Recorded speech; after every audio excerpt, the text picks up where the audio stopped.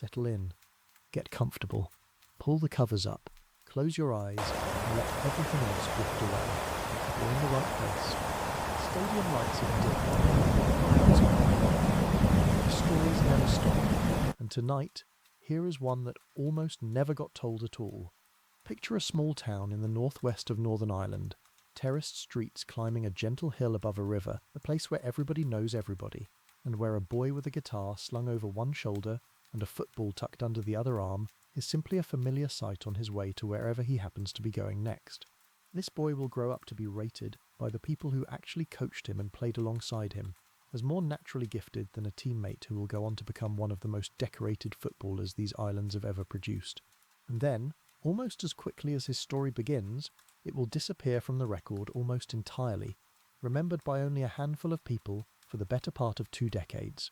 This is a story about a genius that the wider world was never given the proper chance to see. It is a story about a boy who never much wanted the fame that his talent seemed destined to bring him, who was, in almost every way that mattered to him personally, more interested in music and poetry than in becoming the finest footballer of his generation. And it is a story, in the end, about how easily even real greatness can simply vanish from memory if the story is never properly told.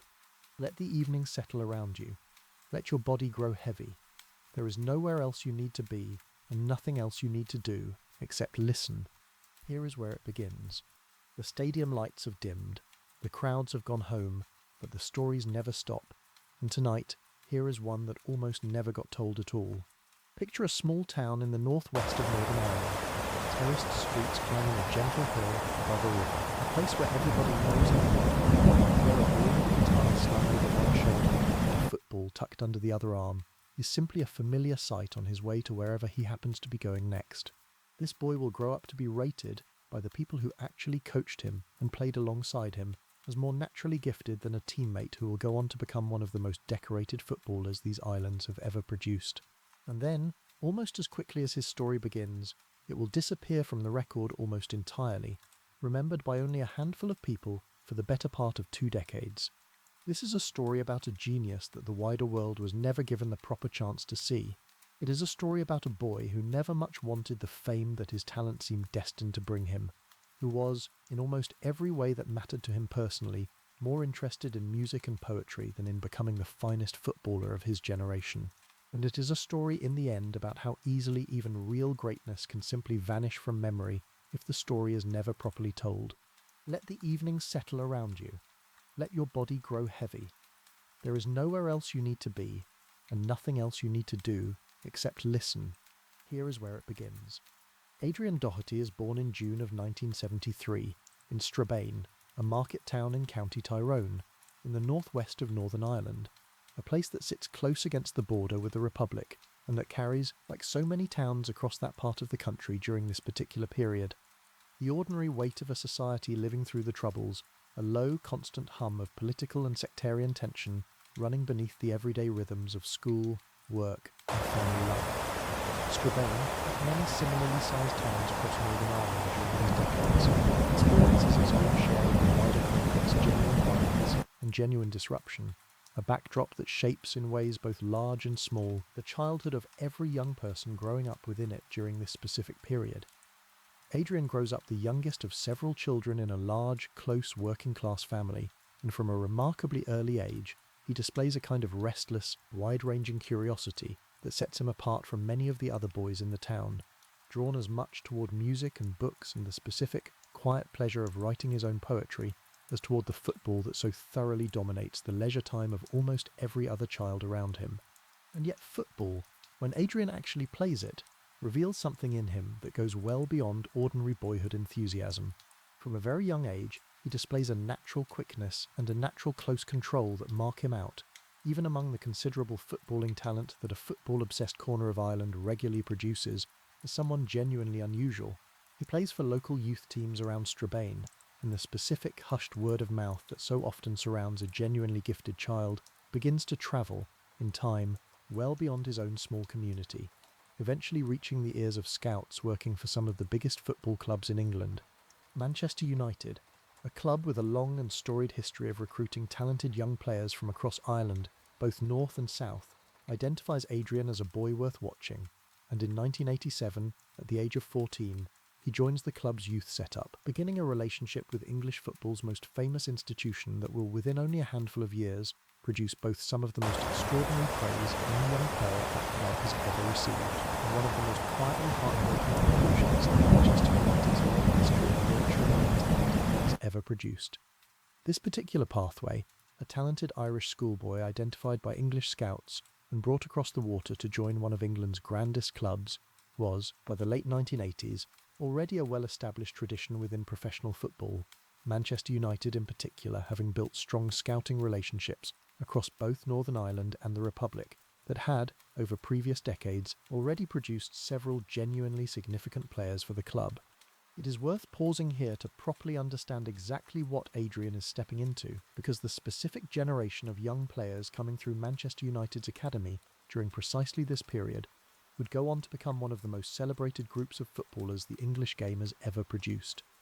Alongside Adrian, in these same youth teams, are boys who will, within only a few years, become household names across the entire footballing world. A ferociously talented young Welsh winger with electric pace, a pair of brothers from Greater Manchester whose defensive solidity will eventually anchor Manchester United for well over a decade, a quiet, technically gifted young midfielder whose passing range will one day be spoken of among the finest of his generation, and a young Englishman whose combination of talent and off-field fame will eventually make him one of the most recognised sportsmen on the entire planet. These young players train together, travel together, and compete together across countless youth matches during these formative years, a genuinely close-knit cohort whose collective bond, forged during exactly this period of their shared development, would go on to define much of the specific chemistry and specific loyalty that characterised Manchester United's first team for the better part of the following decade. This is the company Adrian Doherty keeps as a teenager, the same remarkable cohort that English football will later come to know, collectively, as one of the finest generations of homegrown talent the domestic game has ever produced. And within this extraordinary group, by the testimony of numerous coaches, teammates and club staff who were actually present to witness it, Adrian Doherty was not simply one talented boy among several. He was considered, by a genuinely significant number of the people best placed to judge, the most naturally gifted of all of them, rated ahead of even the electric young Welsh winger who would go on to make more first-team appearances for Manchester United than any player in the club's entire history. Scouts who watched him train and play during these years describe a player of such extraordinary natural pace that one of them, reaching for a description that has since become one of the most frequently repeated pieces of Doherty folklore, remarked that the boy was quick enough to catch pigeons, a specific and vivid image that captures, better than almost any conventional footballing analysis could, the sheer, instinctive, uncoached speed and quickness that Adrian possessed even as a young teenager. It is worth sitting for a moment with the specific and genuinely remarkable weight of this claim, because it is not simply the enthusiastic exaggeration of a single admiring scout. It is a judgment echoed, in the years since, by numerous teammates and coaching staff who actually worked alongside both players during this same period, several of whom have spoken with real and evident conviction about their genuine belief that Adrian Doherty possessed more raw natural footballing talent than any other player to come through Manchester United's academy during this entire golden generation. The same generation that would go on, within only a few years, to win the Premier League, the FA Cup, and the Champions League all in a single unforgettable season. To be rated above even the finest of that celebrated cohort, by people who watched every single one of them train and play at close quarters, day after day, across several formative years, is a genuinely extraordinary thing to have been said about any young footballer in any generation at any club. There is a particular comparison that recurs again and again across the various accounts given by those who watched Adrian Doherty play during these years. A comparison to a player from an earlier generation whose own story this same series has already told across another night. Journalists covering Manchester United's youth teams during this period, and later historians attempting to properly understand exactly what had been lost when Adrian's career came to its premature end, repeatedly describe him as carrying the specific kind of natural, instinctive brilliance that had once belonged to George Best.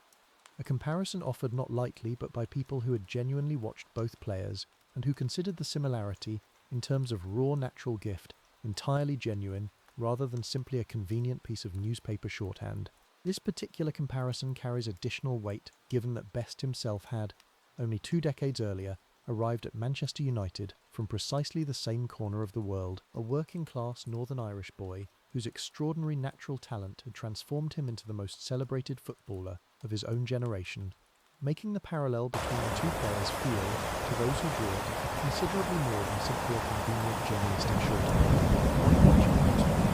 Manchester United's at the time went so far as to suggest that Adrian was capable of making the kind of impact on the first team that had not been seen since Best himself,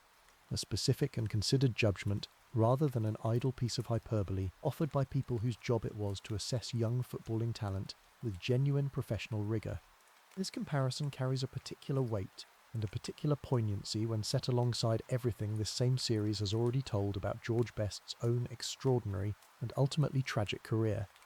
A boy from Belfast whose genius revealed itself early and completely, and who went on to become one of the most celebrated and most self-destructive figures in the entire history of English football. Adrian Doherty's story will not follow that same specific pattern, his own eventual struggles taking an entirely different and, in its own way, an even quieter and more easily overlooked shape. But the comparison, offered so consistently by people genuinely qualified to make it, tells us something important about the specific scale of the talent that Manchester United believed they had discovered in this quiet, unassuming boy from Strabane. Adrian progresses rapidly through Manchester United's various youth age groups, his performances generating exactly the kind of excited, hushed word of mouth that so often surrounds a genuinely exceptional young player, and by his mid-teenage years, the club's coaching staff are already discussing him, in private conversations that would only become public knowledge many years later, as one of the most gifted players to have passed through their academy system in living memory. Youth team results from this period, painstakingly reconstructed in the years since, by researchers attempting to properly document his career, consistently show Adrian playing a significant, often decisive role in matches against other clubs' own academy sides, exactly the kind of sustained, high-level performance that a talent of his supposed calibre would be expected to produce. Alex Ferguson himself, the legendary manager who by this stage in his career has already begun assembling the extraordinary generation of young talent that will eventually deliver Manchester United's dominant era across the following decade, takes a close and evidently genuine personal interest in Adrian's development, a level of managerial attention that speaks clearly to exactly how highly the club rated his potential. The move from Strabane to Manchester, undertaken while Adrian is still only a young teenager, represents exactly the same kind of wrenching, disorienting transition that so many young footballers from Ireland, north and south, have experienced across the whole history of English club football's relationship with the island. He leaves behind a small, tight-knit community where he was simply Adrian, the boy with the guitar and the football, and arrives in one of England's largest cities, living in digs alongside other young hopefuls, expected to combine the ordinary demands of adolescence with the increasingly serious business of trying to become a professional footballer at one of the most famous clubs in the entire world. For a boy raised amid the specific tensions of Northern Ireland during the Troubles, this move to an entirely unfamiliar English city, however warmly he was welcomed by the club itself, still required a genuine and considerable adjustment, a young teenager navigating homesickness and cultural displacement, alongside the already significant pressures of trying to fulfill the extraordinary potential that Manchester United's own coaching staff had already identified in him. Unlike some of the other young players in his career, several of whom settled relatively smoothly into the specific rhythms and expectations of academy life, Adrian appears, from the very beginning, to carry with him a particular restlessness, an interest in the wider world beyond football that never quite disappears no matter how seriously he takes his own football training. He continues to write poetry throughout these years, filling notebooks with verse that several of those who later encountered his writing describe as genuinely thoughtful and genuinely accomplished, considerably beyond what might reasonably be expected from a teenage boy whose primary occupation is meant to be professional football. He teaches himself guitar and becomes a familiar and somewhat unusual sight around Manchester United's training facilities, an apprentice footballer who can as easily be found busking on a street corner in Manchester city centre, guitar case open for coins, as training on the pitch at the Cliff, the club's principal training ground during this era. This particular quality, an evident and genuine interest in life beyond football, that never fully subsided even as his footballing career appeared to be accelerating toward genuine stardom, sets Adrian apart in the recollection of almost everyone who knew him during these years, from nearly every other young player coming through the professional game at this level. Professional football, then as now, tends to demand an almost total and undivided commitment from its most promising young talents, an all-consuming focus that leaves relatively little room for the kind of wider intellectual and creative curiosity that Adrian seemed unable, or perhaps simply unwilling, to set aside. This is not to suggest that Adrian's approach to his own football was in any way lacking, since every account of his actual training and playing behaviour describes a genuinely talented, genuinely serious young professional, but rather that he seemed to possess an unusually secure and unusually well-developed sense of his own identity beyond the game, a quality that many considerably older and more experienced professional athletes struggle to cultivate, even across entire careers spent within the sport's own narrow institutional culture.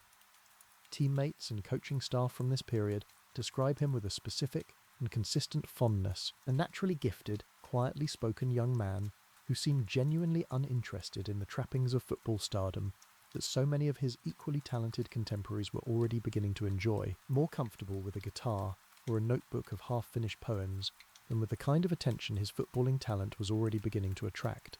None of this personal unconventionality, though, appeared to diminish the quality of what Adrian actually produced on a football pitch. Across his teenage years in Manchester United's youth system, he continues to progress rapidly, his performances for the club's various youth and reserve sides drawing increasingly serious attention from within the club's own coaching hierarchy. By 1990, at the age of just 16, still a full 2 years younger than several of his more celebrated academy contemporaries, who had not yet themselves broken into serious first-team contention, Adrian is included by Alex Ferguson in the senior squad that travels to face Southampton at the Dell, Southampton's home ground at the time, a genuinely significant vote of confidence from a manager not given to including players in his senior travelling party without good and considered reason. He is not, in the end, included in the actual matchday squad for that particular fixture, remaining an unused member of the travelling party rather than making his senior competitive debut on this specific occasion. The mere fact of his inclusion at 16 years old, travelling with a Manchester United first-team squad that already contains several full international players, speaks clearly to exactly how seriously Ferguson and his coaching staff were considering Adrian's readiness for senior football, a level of trust rarely extended to a player of such tender age, even within a club with Manchester United's own considerable history of promoting talented youngsters ahead of schedule. Around this same period, Northern Ireland's own national team management, led by the experienced international manager Billy Bingham, becomes sufficiently aware of Adrian's precocious talent to attempt to call him up for an under-21 international fixture against Israel, a recognition of genuine ability from outside Manchester United's own club structure that further confirms exactly how highly regarded his football had become, even at this remarkably young age. Alex Ferguson, however, blocks the specific call-up, judging that Adrian, at this stage of his development, remains too young for the additional physical and competitive demands that international representative football would place upon him, a protective decision that, whatever its precise footballing logic at the time, adds one further small but telling detail to the wider portrait of just how significant a talent Manchester United believed they were carefully nurturing. By the early years of the 1990s, Adrian Doherty stands, by every reasonable measure available to those charged with assessing young footballing talent at one of the biggest clubs in the world, on the very threshold of a first-team breakthrough that appeared, to almost everyone watching closely, to be a matter of when rather than if.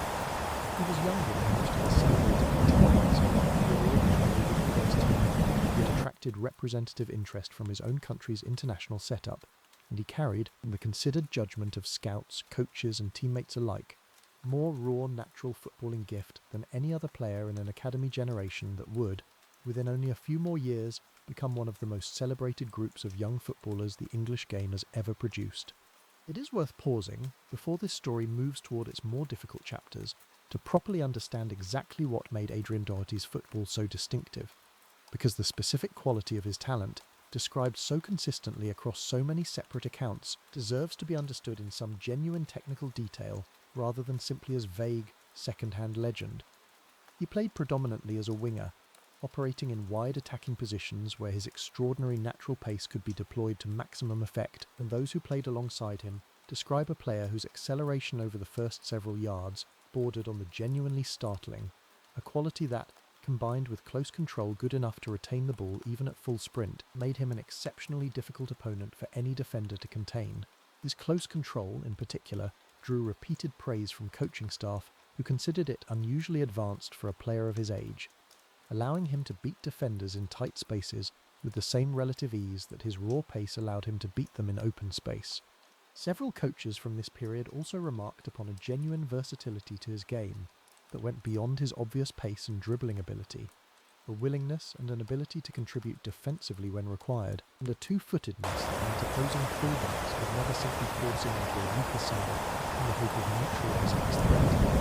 This particular combination of qualities, explosive pace, technical sophistication, tactical intelligence, and genuine two-footed balance, represents precisely the kind of complete package that professional scouts spend entire careers searching for and only rarely actually find, and it explains, better than any single anecdote could, exactly why so many experienced football people watching Adrian during these years became so genuinely convinced they were witnessing something extraordinary. Beyond the pure physical gifts, teammates recall a football intelligence that matched his athleticism, an instinctive understanding of when to release the ball and when to carry it further himself, and a natural confidence in one-on-one situations that suggested a player entirely unafraid of the biggest occasions and the biggest offenders that professional football might eventually put in front of him. Coaches from this period specifically recall a maturity to his decision-making that seemed to belong to a considerably older and more experienced player, an ability to read a match's specific rhythm and to adjust his own approach accordingly, rather than simply relying on raw athleticism to overwhelm opponents, regardless of the tactical situation in front of him. It is this specific and complete combination, extraordinary pace, genuinely advanced close control, and a natural footballing intelligence beyond his years that led so many of those best placed to judge such things to consider him not merely promising, but genuinely exceptional. A rare alignment of gifts that even Manchester United's own famously productive academy system does not produce with any great regularity. Within Manchester United's dressing rooms and training grounds during these years, Adrian becomes known to his teammates by a nickname that has stuck his memory ever since, the name given to him, according to several different accounts, because of his quiet, thoughtful, faintly eccentric manner, so different from the boisterous, football-obsessed culture that surrounded most young apprentice professionals of that era. Nicknames of this kind carry genuine significance within the close, intense culture of a football academy, a specific form of affection and acceptance extended by teammates to someone they have come to regard as a genuine and valued part of their own tight-knit group, whatever the specific eccentricities that set that person apart from the wider crowd. His teammates call him the Doc, a nickname that captures something of the slightly bemused affection with which the rest of the dressing room regarded a young man who could outpace and outskill almost anyone put in front of him on a training pitch, and who would then, once training had finished for the day, disappear to write poetry or practice guitar rather than join the ordinary social routines that so many young footballers gravitate towards. This particular contrast between an almost otherworldly footballing talent and a personality that seemed genuinely indifferent to the specific culture and specific rewards that professional football was already beginning to offer him, becomes one of the defining and most frequently repeated details in every account of Adrian Doherty's short career. He did not appear to particularly enjoy the attention that his obvious talent was beginning to attract. He did not appear to be motivated, in the way that so many young footballers understandably are, by the prospect of wealth or fame or public recognition. Teammates recall him as someone who seemed happiest simply playing, whether that meant playing football on a training pitch or playing guitar on a street corner. The specific external rewards that other activity might eventually bring him appearing to matter considerably less to him than the simple, immediate pleasure of the activity itself. There are numerous small, specific anecdotes from this period that have survived, passed down through the recollections of teammates and coaching staff, and eventually collected in the years since by journalists attempting to properly document his story, that capture something of this particular quality. He would busk in Manchester city centre on evenings when other young apprentices were more likely to be found in each other's company, guitar case open on the pavement, apparently entirely unconcerned that a professional footballer on the books of one of the biggest clubs in the world might be expected to spend his free time rather differently. Several former teammates recall genuine surprise upon first learning of these busking sessions, an image so completely at odds with the ordinary culture of a football academy that some initially struggled to quite believe it, before coming to understand that this was simply an authentic and unself-conscious part of who Adrian actually was. He carried notebooks filled with his own poetry, sharing them only occasionally and only with people he trusted, verse that those few who did read it describe as genuinely thoughtful, displaying a level of reflection and craft that surprised people who had only previously encountered him as an exceptionally gifted young footballer. It would be too simple, though, to suggest that this personal unconventionality ever translated into any lack of seriousness about his actual football. Coaches from this period consistently describe a player who trained with real application and real professionalism whenever he was actually on the pitch, his personal eccentricities away from football never once bleeding into any lack of commitment during the hours when football itself was actually being played. Several accounts specifically emphasise that Adrian never missed training or arrived unprepared for matches, dispelling any lazy assumption that his wider creative interests somehow diminished his commitment to the sport that had brought him to Manchester in the first place. This distinction matters because it complicates any easy narrative that might otherwise suggest Adrian's career was somehow derailed by a lack of professional dedication. Every account from this period agrees that his football itself remained entirely serious, entirely committed, and entirely exceptional, right up until the specific moment when everything changed. That moment arrives in the form of a serious knee injury, sustained while playing for Manchester United's reserve team, a fixture that, like so many reserve team matches throughout the history of professional football, receives none of the attention or the careful medical scrutiny that a first-team fixture involving established, high-profile players would typically command. The specific details of exactly how the injury occurred have, over the years, become somewhat difficult to pin down with complete precision, various accounts offering slightly different details about the exact nature of the challenge or the exact circumstances of the injury itself. A gap in the historical record that itself speaks to exactly how little documentation surrounded reserve team football during this particular era, even when it involved a player of Adrian's own considerable promise. What is consistently agreed upon, across every account, is the fundamental outcome, a serious injury to Adrian's knee that would, in the specific medical culture and the specific medical technology available to professional football during the early 1990s, prove considerably more damaging to his long-term career than an equivalent injury would likely prove today. It is worth pausing on to fully understand exactly how different sports medicine was during this particular period, because the gap between what was available to Adrian Doherty in the early 1990s and what would be available to a player suffering an identical injury today is genuinely vast, and it forms one of the most important and most easily overlooked pieces of context for understanding why his career ended the way it did. Modern professional football clubs, even at a domestic level considerably below Manchester United's own elite status, now employ extensive dedicated medical and physiotherapy staff, sophisticated diagnostic imaging capable of identifying the precise nature and precise severity of a knee injury within hours rather than weeks, and surgical techniques for repairing serious ligament damage that have been refined and improved dramatically across the 3 decades since Adrian's own injury occurred. A serious knee ligament injury that might, today, be correctly diagnosed within a day, surgically repaired within a fortnight, and fully rehabilitated within 6 to 9 months, through carefully structured, individually monitored physiotherapy programs, was, in the specific medical environment of early 1990s English football, considerably more likely to be initially misdiagnosed, treated with a less sophisticated surgical approach, or rehabilitated through a less carefully structured and less individually tailored recovery program. Several accounts collected in the years since Adrian's death suggest that his own injury was not immediately or correctly diagnosed, a delay that, whatever its precise cause, meant valuable time passed before the specific treatment his knee actually required was properly identified and begun. This kind of diagnostic delay,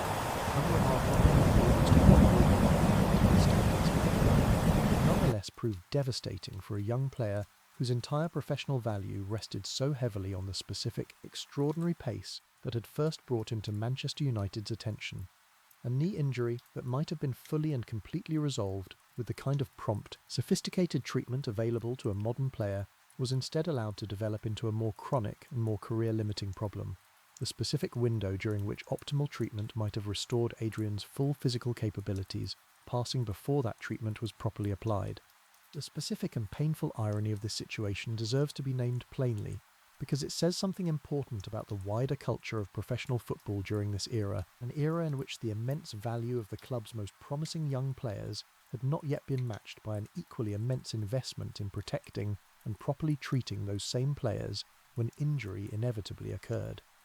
Manchester United, for all its footballing excellence and for all the genuine care that individual coaches and staff members plainly showed toward Adrian as a person, existed within a wider professional football culture that had simply not yet developed the kind of sophisticated, individually tailored medical infrastructure that would, within only a decade or two, become standard practice at every major professional club in the world.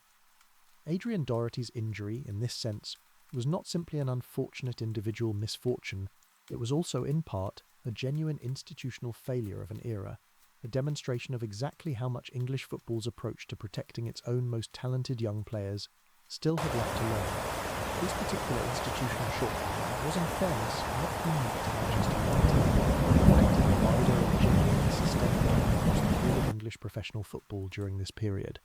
A sport whose enormous financial and cultural significance had, by the early 1990s, not yet been matched by an equally enormous investment in the specific medical science required to properly protect its own playing population. Numerous other players across this same era, at clubs throughout the professional game, experienced broadly similar stories of promising careers derailed or permanently damaged by injuries that would, today, be treated with dramatically greater speed and dramatically greater sophistication. Adrian Doherty's story, in this specific sense, stands as one particularly well-documented example of a much wider pattern that shaped the careers, for better and for worse, of an entire generation of professional footballers coming through the game during this specific historical period. Adrian attempts, across the following period, to recover from his injury and to work his way back toward the first-team contention that had, only a short time earlier, appeared to be edging ever closer. But the specific combination of a delayed diagnosis, a less sophisticated surgical and rehabilitation approach than modern players would receive, and the sheer bad luck of suffering this particular injury at this particular moment in the history of sports medicine means that the explosive natural pace that had once made him such an extraordinary and such a uniquely exciting prospect never fully returns. Those who watched him during this period of attempted recovery describe a young man who continued to work hard and continued to believe for a genuine period of time that a full recovery remained possible, a specific and quiet resilience that deserves recognition, even though the recovery he was working toward never ultimately arrived. He continues to play for Manchester United's reserve and youth sides across the following couple of seasons, and by every account he remains, even in this diminished physical condition, a technically accomplished and intelligent footballer. But the specific, irreplaceable quality that had once made him stand out even among a class of '92 generation, containing several players who would go on to become full internationals, the extraordinary, defender-terrifying pace that had once been quick enough, in the memorable phrase of the scout who first watched him, to catch pigeons, is simply no longer fully available to him. By 1992, with his physical recovery evidently incomplete, and with Manchester United's own coaching staff presumably concluding, whatever the private conversations behind this decision, that his prospects of a full first-team career had been significantly and perhaps permanently diminished, Adrian is released by the club, his contract not renewed, bringing to a close a 5-year relationship between player and institution that had once appeared destined to produce one of the finest careers English football would see in a generation. There is no surviving detailed account of exactly how this specific decision was communicated to Adrian himself, nor of his own immediate reaction to news that must have represented one of the most significant disappointments of his young life, a further gap in the historical record that speaks to exactly how quietly and how privately this whole painful chapter of his life actually unfolded. It is a quietly devastating conclusion, delivered without any of the public fanfare or public sympathy that a more established player's departure might have generated. A young man not yet 20 years old, his physical gifts diminished through circumstances substantially beyond his own control, simply and quietly released from the club that had once believed so completely in his extraordinary potential. What makes this particular moment in Adrian's story so quietly heartbreaking, when properly understood against everything that came before it, is the specific contrast between the scale of what had once been expected of him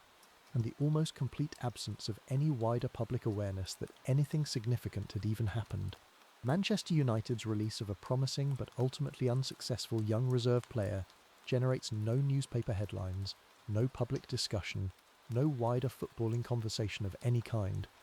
The same boy who scouts had once compared to George Best, who coaches had rated above a young Ryan Giggs, who Alex Ferguson himself had once trusted enough to include in his senior travelling squad at 16 years old, simply disappears from Manchester United's own institutional story, without any of the wider football world ever properly registering that he had been there in the first place.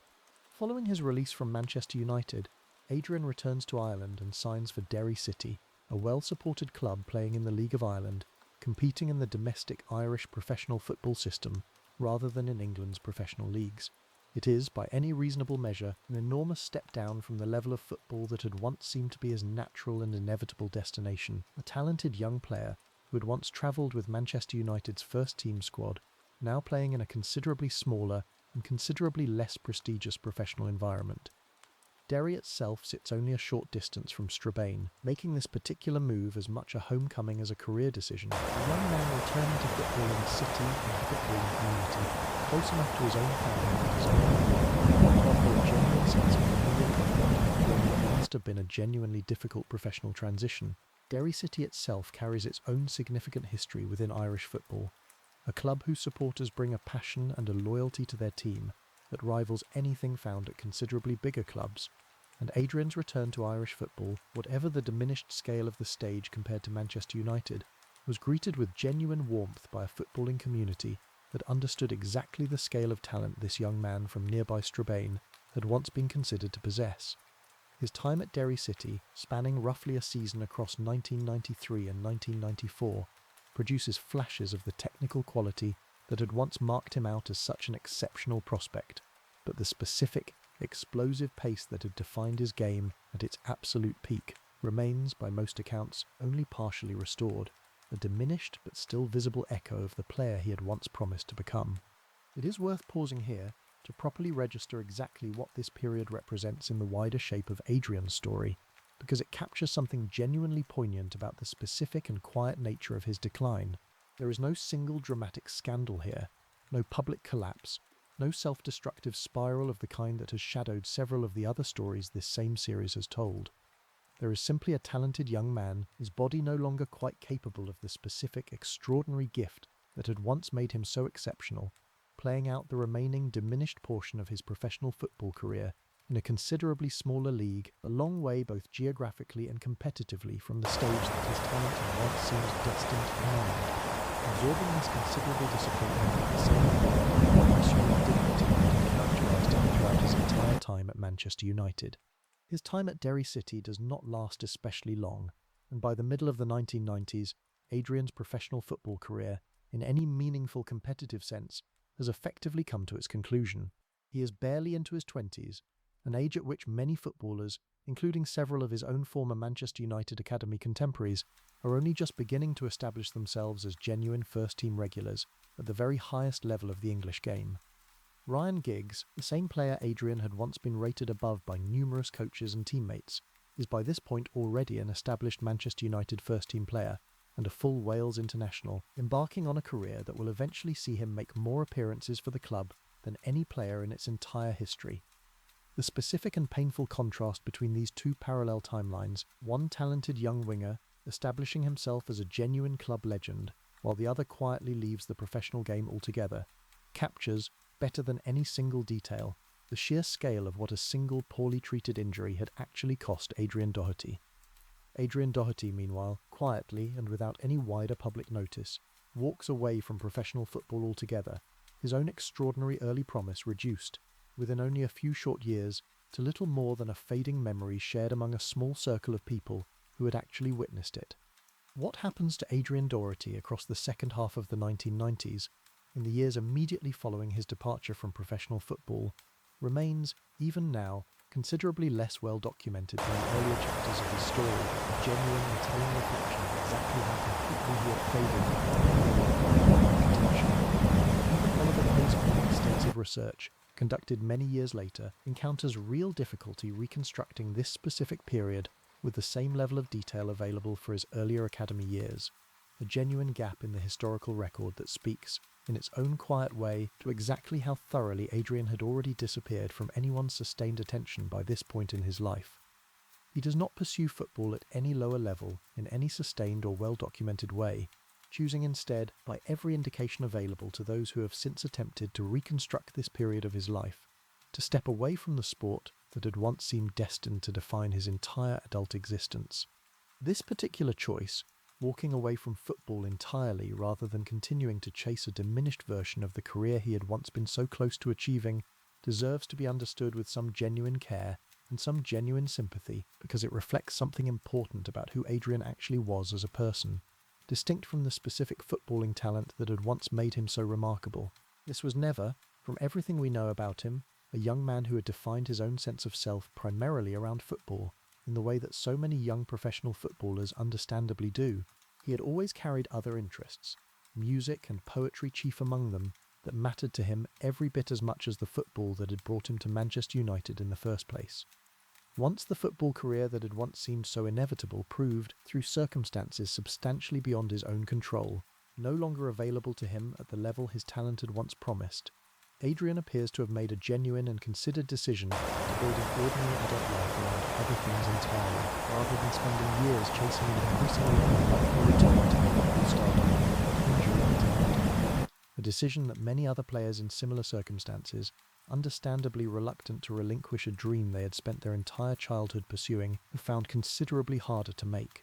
There is something worth sitting with in this particular choice that distinguishes Adrian's story from several of the more painful and more publicly documented tales of footballing decline that this same series has told on other nights. He does not appear to have experienced the kind of visible, sustained personal crisis, the addiction, the public scandal, the self-destructive spiral that has shadowed several of football's other tragic young talents. His response to losing the career that had once seemed so certain appears to have been considerably quieter and, in its own way, considerably more dignified, a young man simply and deliberately choosing to build a different kind of life once the football he had once excelled at was no longer fully available to him. A response that asks nothing of us except quiet respect rather than pity. What we do know, pieced together in the years since by the small number of people who eventually undertook the work of properly researching his story, is that Adrian spent these years living a genuinely ordinary existence, working various jobs, moving between different places, apparently making little effort to trade on the football career that had briefly promised so much before ending so quietly. He does not appear to have sought out media attention, or to have positioned himself as a cautionary tale, or a nearly man of English football's most celebrated academy generation, even though such a role, however uncomfortable, would have been readily available to him had he chosen to pursue it. This particular restraint, the deliberate choice not to trade on a lost football career, even though doing so provided some measure of ongoing recognition or ongoing income, speaks to a genuine and quiet integrity that deserves to be recognised alongside his more obvious footballing gifts. Instead, he simply lived, quietly and largely anonymously, a life that increasingly bore no visible connection at all to the extraordinary promise that had once seemed to mark him out as one of the finest young footballers his country had ever produced. There is a particular and quietly moving irony worth acknowledging here, one that becomes fully visible only with the benefit of hindsight.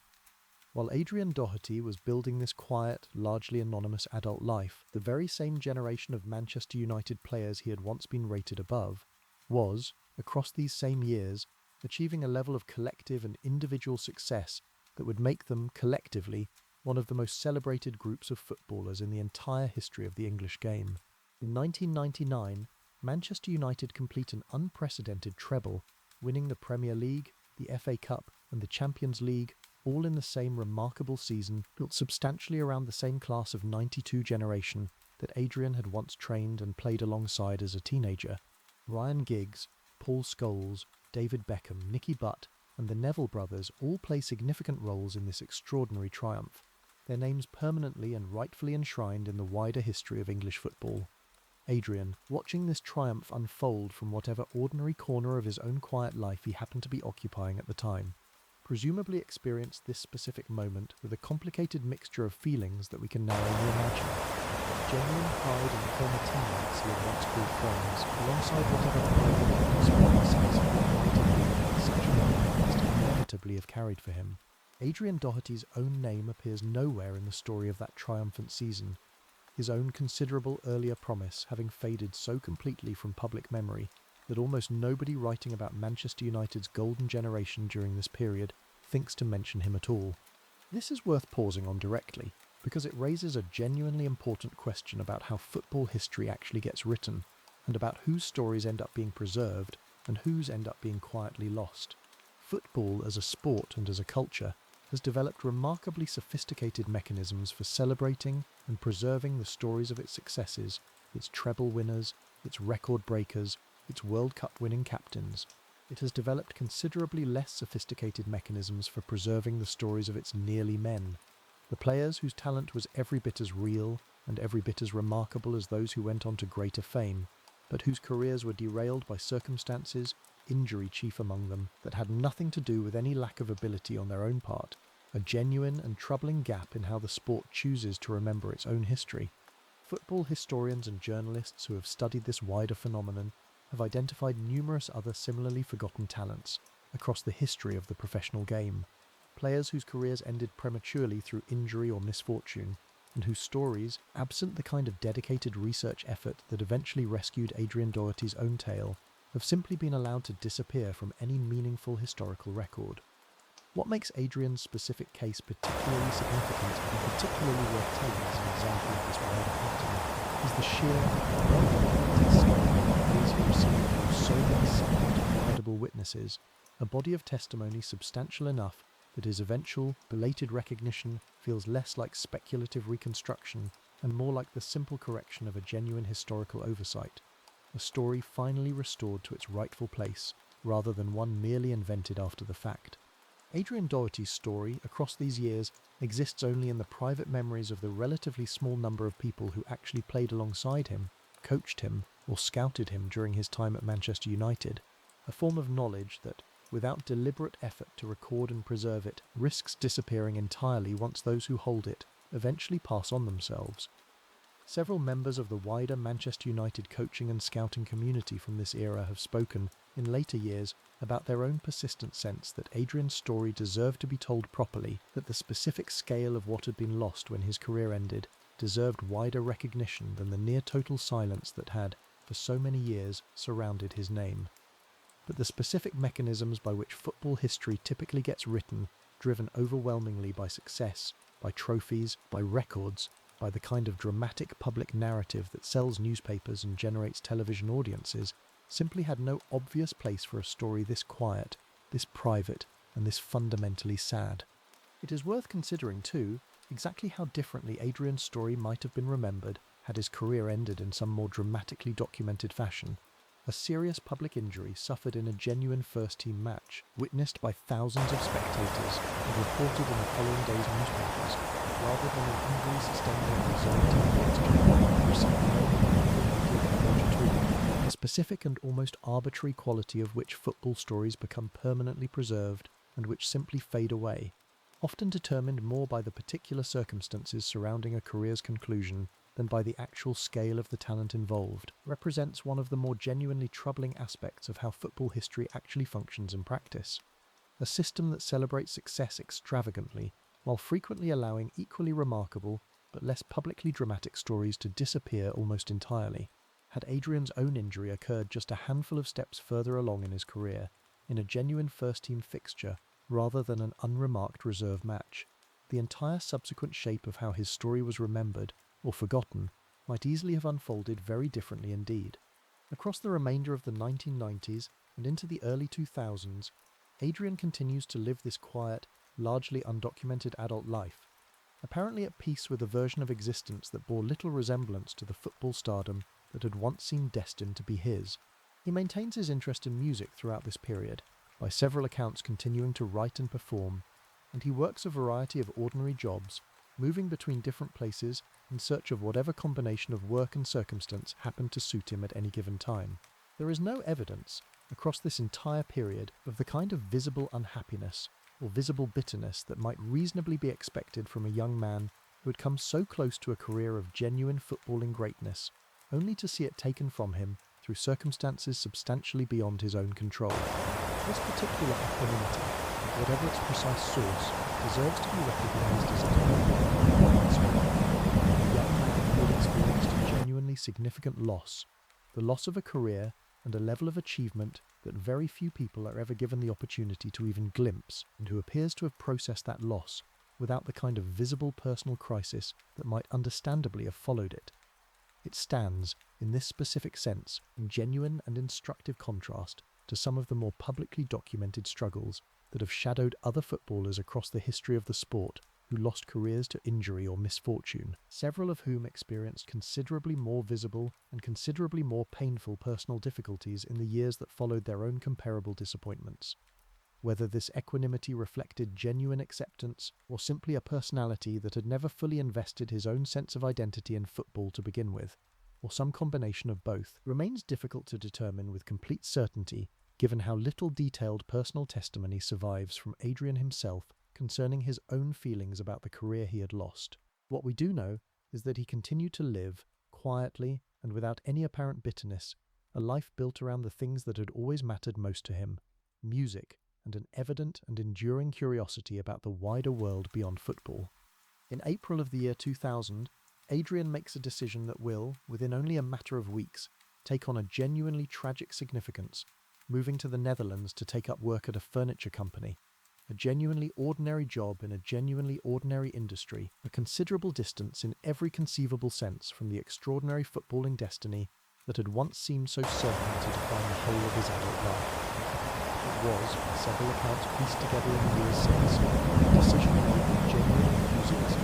rather than resignation, a young man drawn by the prospect of a fresh environment and a fresh start in a country he had not previously had any particular connection to, the kind of adventurous, open-minded decision that seems entirely consistent with the wider, curious character that had always defined him, on and off a football pitch alike. By every available account, this move represents for Adrian a fresh start rather than any kind of desperate final resort. A young man in his mid-20s, simply continuing the same pattern of building an ordinary, largely anonymous life around whatever combination of work and personal interest happened to suit him, entirely unaware, as none of us ever are, of exactly how little time remained for him to actually live that life. Adrian settles into his new life in the Netherlands with, by every available account, a genuine sense of contentment, working steadily at his job with the furniture company, continuing to pursue his lifelong interest in music, building the kind of quiet, ordinary adult existence that had come to define his life ever since football had stopped being the central and inevitable focus of his future. Friends and colleagues from this brief Dutch chapter of his life, tracked down many years later during the research for his eventual biography, describe a genuinely settled and genuinely likeable young man, well regarded by those he worked alongside, apparently entirely at ease with the specific shape his adult life had taken. There is nothing in the surviving accounts of these final weeks of his life to suggest any particular unhappiness or any sense of a young man struggling with the specific direction his life had taken. He appears instead to have found a genuine and settled peace with an existence built around work, music, and the ordinary pleasures of daily life, a peace that the extraordinary and ultimately unrealised promise of his football career had perhaps never quite offered him in the same way. On an ordinary morning in early June of the year 2000,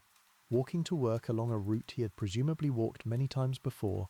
Adrian trips and falls into a canal, one of the many waterways that run through and around Dutch towns and cities as an ordinary and largely unremarkable feature of the landscape.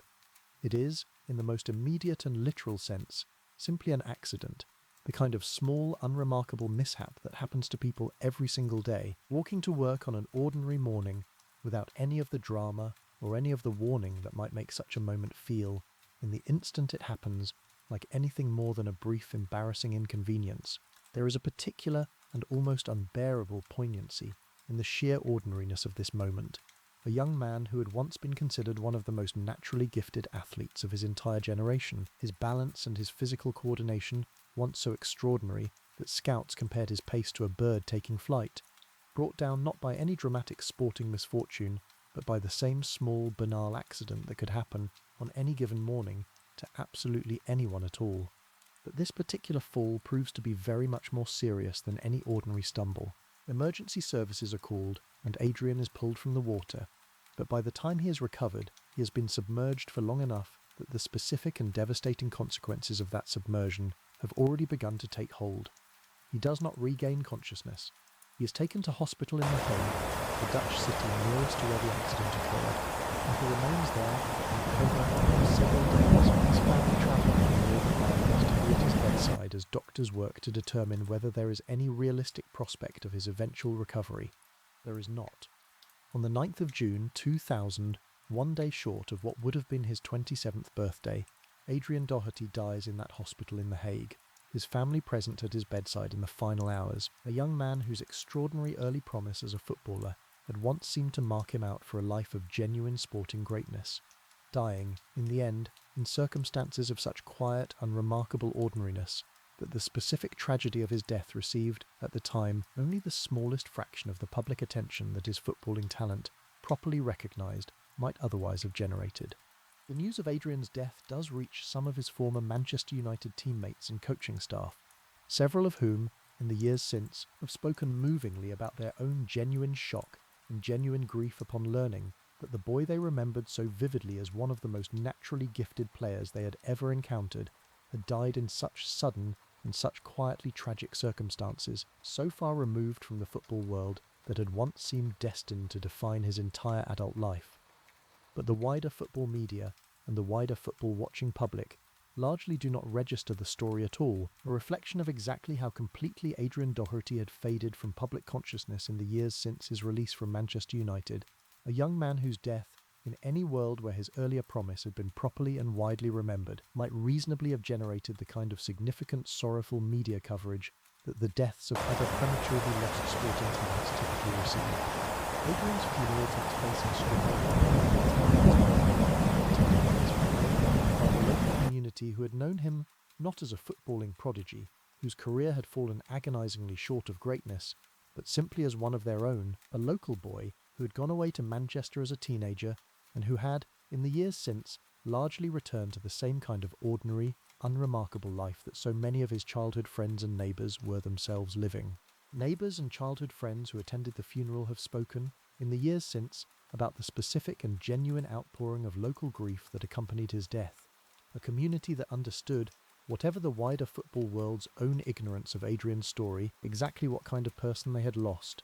a warm, gentle, and genuinely talented young man taken from them far too soon. There is a particular and quietly moving symmetry in this.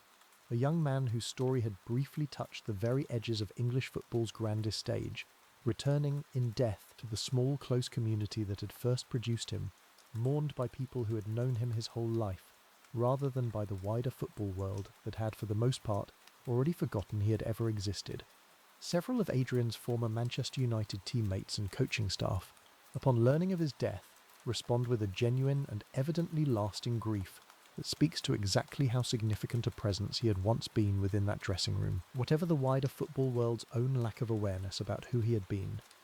Teammates from the class of '92 generation, several of whom had gone on to achieve the kind of sustained footballing greatness that had once seemed just as available to Adrian himself, have spoken in the years since about their own genuine sense of loss upon hearing the news, the recognition that one of the most naturally gifted players they had ever shared a training pitch with had died, in circumstances of such quiet and such unremarkable tragedy, without the wider world ever properly understanding exactly what had been lost. It would be easy, and in some ways understandable, for this story to simply end here, a talented young footballer whose career was cut short by injury, whose subsequent life was quiet and largely unremarkable, and whose death, tragic as it undoubtedly was, passed largely unnoticed by a football world that had, for the better part of a decade, already forgotten his name. But Adrian Doherty's story does not end here. Not quite, because more than a decade after his death, a chain of events begins that will finally and for the first time bring his extraordinary and tragically unfulfilled talent to something approaching the wider public recognition it had always deserved. Before we follow that chain of events, it is worth pausing, one final time, inside a single ordinary training session from Adrian's Manchester United years, because it is in the smallest, most specific details of what teammates actually remember watching that the full scale of his gift becomes easiest to properly feel. Picture an ordinary afternoon at the Cliff, Manchester United's training ground during this era. A small session involving several of the academy's various age groups, coaches watching from the sidelines, with the particular, professional attentiveness that talent identification demands. Adrian receives the ball wide, in space that would ordinarily require a defender to close down quickly, and in the time it takes most players to simply control the ball and assess their options, he has already accelerated past the nearest defender, a specific gap between his own explosive vertical steps and his marker's attempted recovery opening so suddenly and so completely that several coaches watching from the sidelines are reported to have exchanged a specific knowing glance, the particular look that passes between experienced football people who have just witnessed something they recognise, immediately and without any need for discussion, as genuinely special. This is the quality that so many separate accounts return to, again and again, whenever Adrian Doherty's name comes up in conversation among those who actually watched him play. Not a single spectacular goal, not a single defining match, but a specific and repeated pattern of ordinary training ground moments in which his natural gifts revealed themselves so completely and so effortlessly that experienced football people who had seen a great many talented young players across long careers in the game found themselves genuinely startled by what they were witnessing. It is precisely this kind of evidence, scattered across dozens of separate recollections, rather than concentrated in any single dramatic public moment, that makes Adrian's story so difficult to properly document and so easy to lose entirely, a form of greatness that existed almost exclusively in training grounds and reserve matches, witnessed by relatively small numbers of people, none of it captured on the kind of television footage that preserves so much of football's more publicly celebrated history. For more than a decade after Adrian Doherty's death, his story remains, for all practical purposes, absent from the wider public record of Manchester United's celebrated Class of '92 generation. Books are written about that extraordinary cohort of players, documentaries are produced celebrating their remarkable collective achievement, and countless newspaper features revisit, again and again, the specific story of how this one particular generation of homegrown talent came to dominate English and European football for the better part of a decade. Even autobiographies written by his own former teammates, several of whom would have trained alongside him personally for years, make little or no mention of him at all, a specific and telling silence that speaks less to any deliberate omission than to the simple, painful reality that Adrian's own story had, by this point, faded so completely from collective memory that even those who had once known him well no longer thought to include him when recounting their own shared history. Adrian's name appears in almost none of this material, an absence so complete and so consistent that even people with a genuinely deep and detailed knowledge of Manchester United's history during this era frequently have no idea that he ever existed at all. This changes, finally and decisively, through the work of a football journalist named Oliver Kay, who first encounters fragments of Adrian's story while researching an entirely different piece of writing, and who finds himself genuinely stunned by what he discovers, a player so highly regarded by so many credible witnesses that his relative anonymity within the wider history of Manchester United's golden generation seems almost impossible to properly explain. Kay, an experienced football journalist who had spent years covering the sport professionally, and who considered himself genuinely well informed about Manchester United's own institutional history, has since described his own initial reaction to Adrian's story as one of near disbelief, a growing realization that a genuinely significant piece of the club's history had somehow, through no deliberate fault of anyone in particular, simply never been told. He described his own later reflections on how he came to research and eventually write Adrian's story, a growing sense of disbelief as he spoke to more and more people who had actually known Adrian during his time at Manchester United, each conversation revealing another layer of a story that had somehow remained almost entirely unknown outside a relatively small circle of people directly connected to the club during that specific era.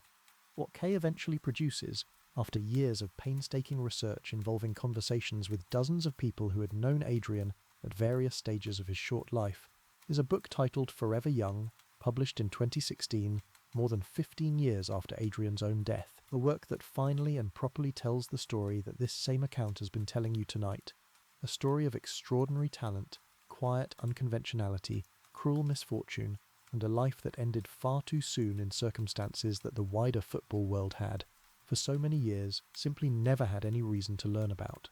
The publication of Forever Young generates a genuinely significant and genuinely moving response, both from football supporters encountering Adrian's story for the very first time, and from members of his own family who had lived for so many years with the private knowledge of exactly what had been lost, without any wider public recognition of quite how remarkable that loss had actually been.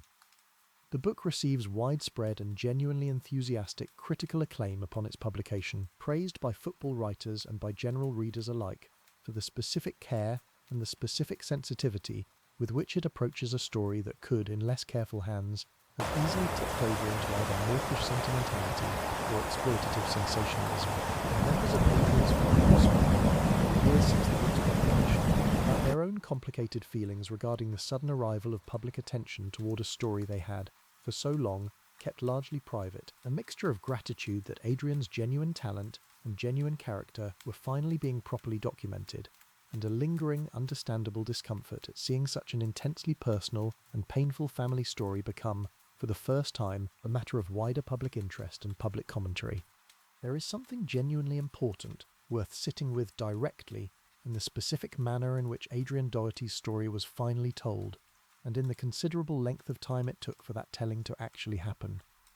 It required one specific, dedicated individual, a journalist with the particular combination of curiosity, patience, and genuine care required to track down dozens of separate witnesses and to piece together, from countless individual fragments of memory, a coherent and properly documented account of a life that would otherwise have simply continued fading year by year until eventually nobody remained alive who had actually known the boy at the centre of it. Football history, left to its own ordinary mechanisms of celebration and commemoration, had already demonstrated, across more than 15 years, that it was entirely capable of allowing this particular story to disappear completely. It took a specific act of deliberate, sustained journalistic effort to prevent that disappearance from becoming permanent.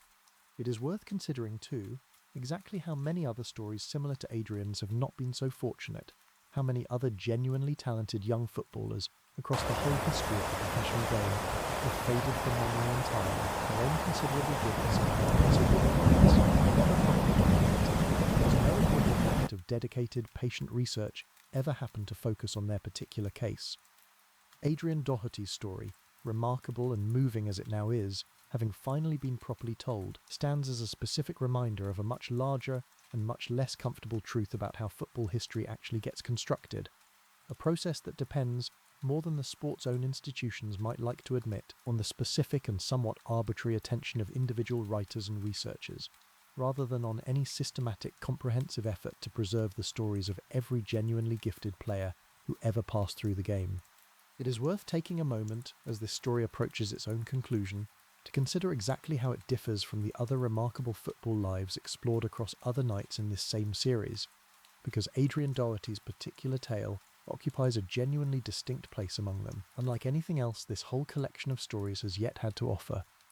A boy from Buenos Aires once carried an entire nation on his shoulders, his genius and his eventual self-destruction played out in the full and unrelenting glare of global attention. A boy from Belfast once dazzled an entire continent before fame and alcohol combined, to end both his career and eventually his life, his every triumph and every decline documented extensively by a press that never once lost interest in him. An English boy once became the most hated man in his own country before a single redemptive free kick restored him to national hero status, his whole journey unfolding in front of millions. Another English boy carried the weight of being anointed a wonder kid at 16,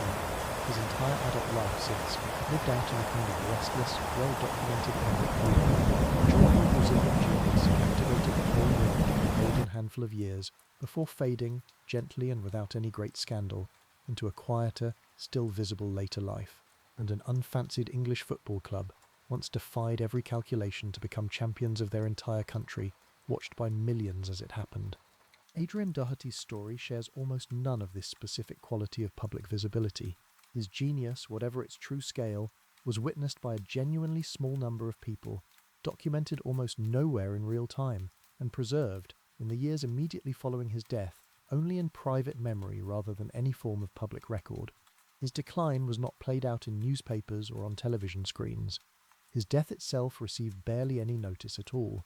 Where every other story in this series unfolds substantially in public view, watched, discussed, and documented as it happened, Adrian Doherty's story unfolds almost entirely in private, its eventual telling depending not on the ordinary mechanisms of sports journalism operating in real time, but on one dedicated writer's decision, more than a decade later, to go looking for a story that the rest of the football world had already allowed to disappear.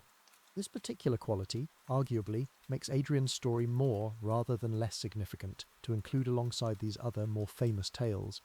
because it reminds us of something that the other stories, for all their own genuine power, cannot quite teach us in the same way. Football's history is not simply a record of its most famous triumphs and its most famous tragedies.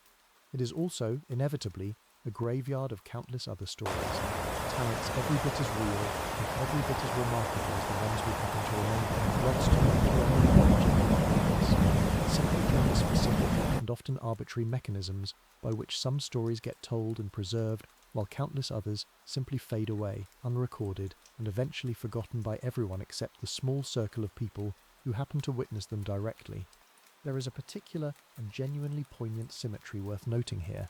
one that connects Adrian Doherty's story back to George Best's own remarkable and much more publicly documented tale, told on another night in this same series. Adrian was, by the testimony of numerous credible witnesses, compared directly and repeatedly to Best during his own playing days, a young Irish winger whose natural gift recalled the specific, instinctive brilliance of Belfast's own most famous footballing son. But where Best's entire life, triumph and tragedy alike, played out in the full and unrelenting glare of a media culture that never once lost interest in him, Adrian's own comparable talent existed almost entirely in shadow, witnessed by relatively few, documented by almost nobody, and nearly lost to history altogether before one persistent writer finally went looking for it.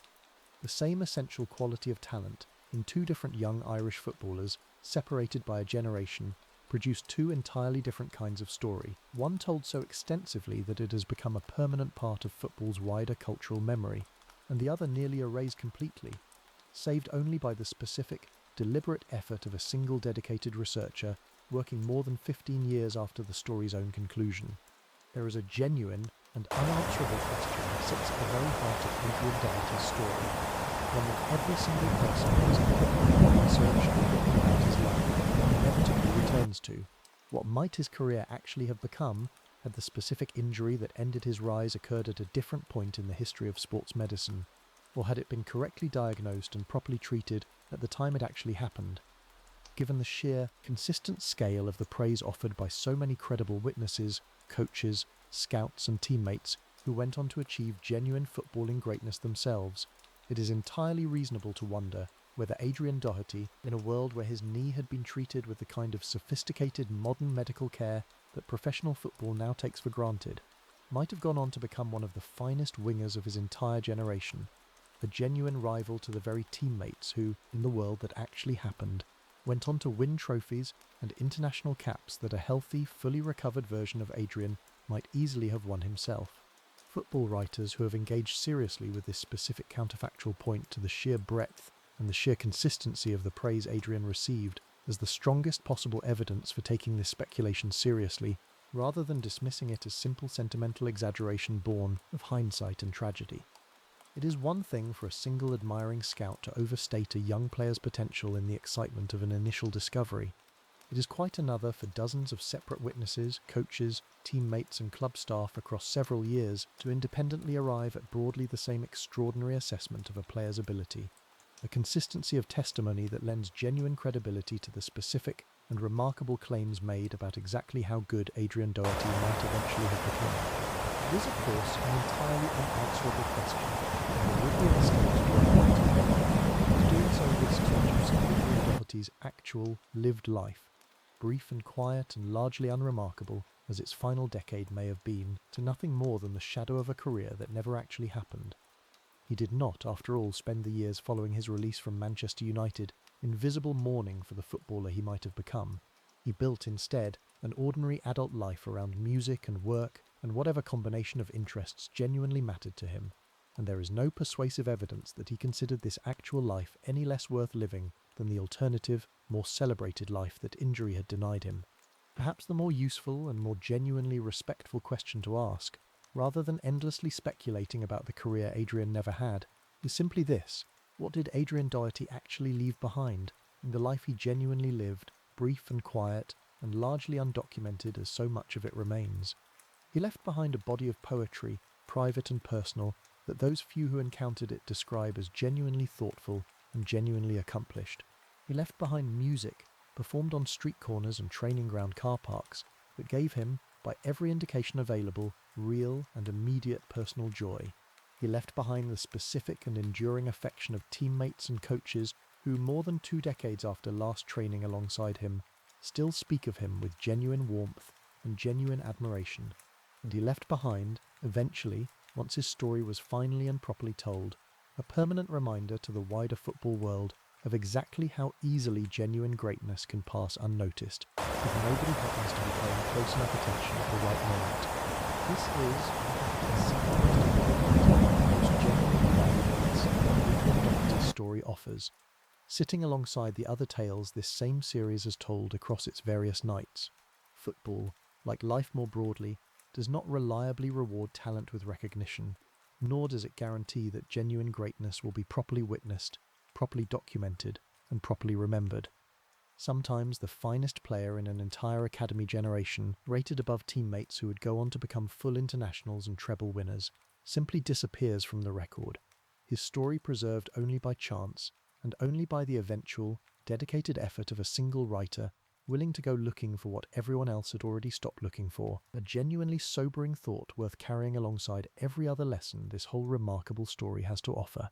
There is a genuine and practical legacy to Adrian's story too, one that connects directly to how professional football clubs now think about protecting and properly documenting the careers of their own most promising young players. Manchester United and clubs across the professional game have, in the years since Adrian's own career and since the eventual publication of his story, developed considerably more sophisticated medical and record-keeping infrastructure around their academy systems, partly in direct response to exactly the kind of institutional shortcomings that contributed to Adrian's own injury proving so much more career-ending than it likely needed to be.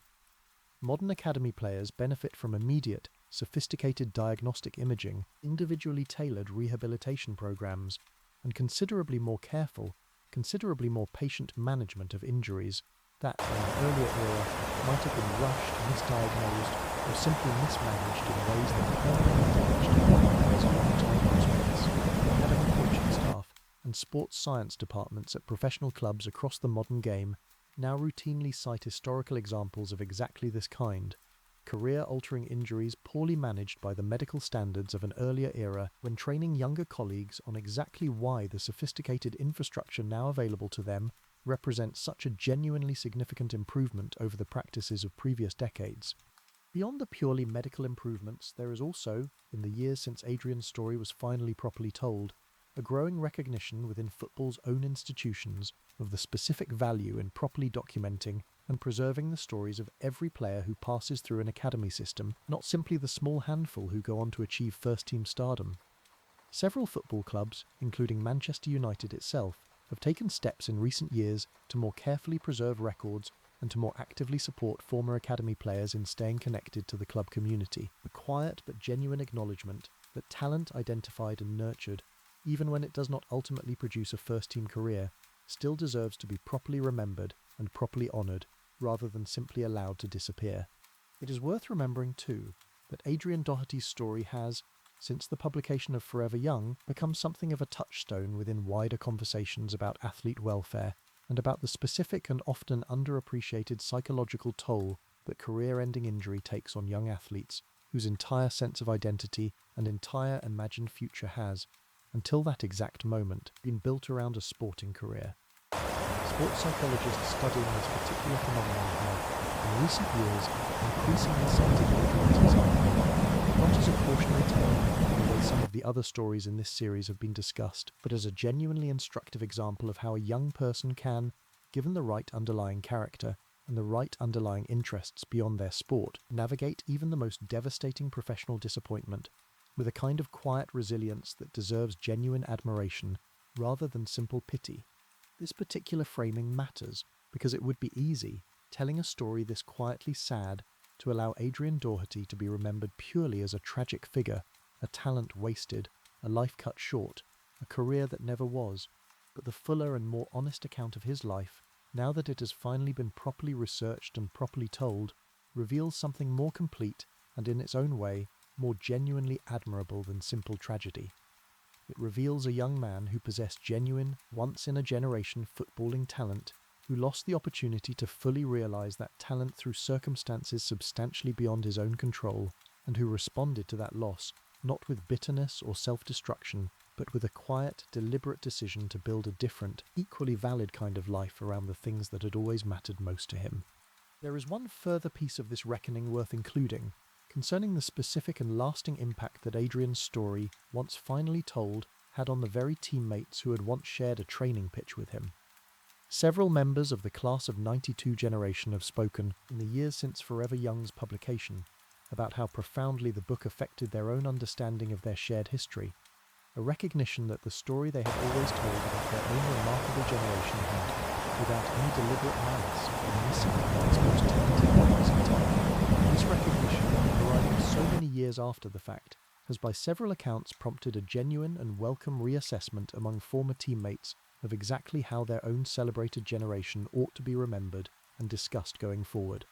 Ryan Giggs himself, the same player Adrian had once been rated above by numerous credible witnesses, has spoken respectfully about Adrian's talent in interviews given since the book's publication, a quiet acknowledgement, from one of English football's most decorated players, of exactly how remarkable his own forgotten contemporary had actually been. It is worth pausing, before this story moves toward its final reflections, to properly situate Adrian Doherty within the broader and genuinely remarkable tradition of young talent that Manchester United's academy has produced across the whole of its long history, because his story gains an additional layer of poignancy once properly understood against this wider institutional backdrop. Manchester United's academy system, across more than half a century, has developed a reputation, largely deserved, as one of the finest talent production lines in the entire history of English football, a specific institutional culture built around identifying and nurturing exceptionally gifted young players from working-class communities across the British Isles and beyond. This reputation rests on genuine and sustained achievement across multiple distinct generations rather than any single isolated success. A club whose approach to developing homegrown talent has repeatedly produced players good enough to anchor sustained periods of major domestic and European success. The generation that included the Busby Babes, discussed at length elsewhere in this series, in the context of George Best's own extraordinary career and the terrible human disaster that claimed so many of that generation's finest young talents. Established, in the 1950s, a template for exactly this kind of youth development that Manchester United has, across subsequent decades, continued to refine and to build upon. The specific generation that included Adrian Doherty, later celebrated as the class of '92, once its most successful members went on to achieve sustained first-team stardom, represents, by any reasonable historical measure, one of the finest single crops of young talent that this same academy system, across its entire long history, has ever produced. English football journalists covering this specific generation, both at the time and in the extensive retrospective coverage that followed once its members had gone on to achieve such sustained collective success, frequently used a specific and evocative phrase to describe them, calling them Fergie's fledglings, a deliberate echo of the earlier Busby Babes nickname, acknowledging both the specific managerial genius of Alex Ferguson in developing this remarkable cohort and the deliberate historical continuity between two of the finest generations of young talent that any single English football club has ever produced across its entire history. The specific choice of this nickname, consciously invoking the earlier Busby Babes generation, speaks to exactly how significant this particular group of young players was considered within the wider history of Manchester United as an institution, a cohort judged worthy of comparison to the most celebrated youth generation the club had ever previously produced. Adrian Doherty was, by every meaningful measure available to those who actually watched him train and play during these years, a genuine member of this same historically significant generation, his name simply omitted, for reasons of pure and painful misfortune rather than any lack of merit, from the version of that story that eventually became public knowledge. There is a particular and genuinely moving symmetry worth noting here, connecting Adrian's story back to the earlier Busby Babes generation and to George Best's own subsequent career, in a way that deepens the whole shape of this specific institutional history. The Busby Babes were, famously and tragically, cut down not by any single player's individual misfortune, but by a single catastrophic accident that claimed multiple young lives at once, a collective tragedy that Manchester United as an institution has spent the decades since properly memorialising and properly honouring, with permanent memorials, annual commemorations, and a place in the club's own official history that ensures those lost players will never be forgotten. Adrian Doherty's own story represents a considerably quieter, considerably more individual version of loss within this same broader institutional history. A single talented young player whose career ended not through catastrophic collective tragedy, but through the specific, almost mundane misfortune of a poorly diagnosed injury during an ordinary reserve team fixture, a loss no less real for being so much smaller in scale and so much easier for the wider football world to simply overlook.